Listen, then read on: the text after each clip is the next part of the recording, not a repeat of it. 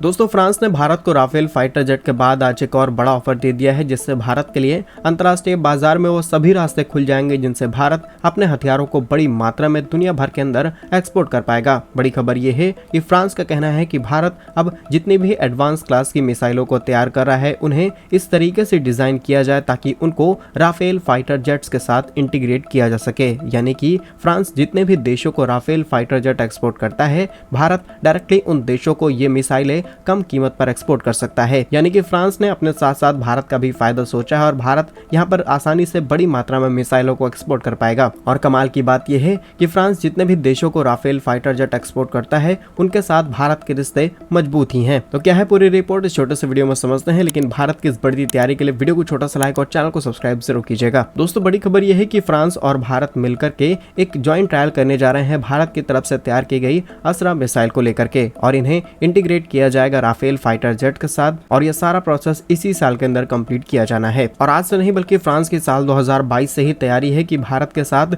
इस तरीके की डील भविष्य में की जाएगी, क्योंकि साल 2022 में एक important memorandum of understanding sign किया जाता है विद BDL यानी कि भारत डायनेमिक्स लिमिटेड के साथ और रिसॉल्ट एविएशन लिमिटेड के बीच में, ताकि हम इस तरीके के इंडियन मेड वेपन्स का इस्तेमाल राफेल फाइटर जेट के साथ कर सकें। हैरानी की बात यह है कि इनको इस तरीके से डिजाइन किया जा रहा है जिसमें अस्त्रा MK1, MK2 और MK3 मिसाइलों को, जो कि एक beyond visual range air to air मिसाइलें हैं, इन्हें आसानी से इन फाइटर जेट के साथ इंटीग्रेट किया जाएगा। और ये इस प्रोजेक्ट का सिर्फ फेज 1 है, क्योंकि इसमें फेज 2 को भी शामिल किया गया है जिसे बहुत ज्यादा हाईलाइट नहीं किया गया है, लेकिन रिसर्च के समय हमें ये जानकारी भी मिल गई। असल में DRDO के साथ एक और मिसाइल डेवलप की जा रही है, इसका नाम है साव यानी कि स्मार्ट एंटी एयरफील्ड वेपन, और इसे DRDO की तरफ से लगभग तैयार किया जा चुका है, जो एक लॉन्ग रेंज अटैक वेपन है, और इसे भी राफेल के साथ इंटीग्रेट किया जाएगा। इसी साल इन दोनों चीजों की टेस्टिंग की जानी है। और रिसेंटली भारत और फ्रांस ने 26 यानी कि 26 राफेल फाइटर जेट को लेकर के एक इंपॉर्टेंट लगभग 50,000 करोड़ रुपए की डील को फाइनल करने का फैसला किया है। इसी के साथ भारत के पास अभी करीब 36 राफेल फाइटर जेट्स का इस्तेमाल किया जाता है। वहीं बात की जाए फ्रांस किन देशों को राफेल फाइटर जेट एक्सपोर्ट करता है, तो इसमें खुद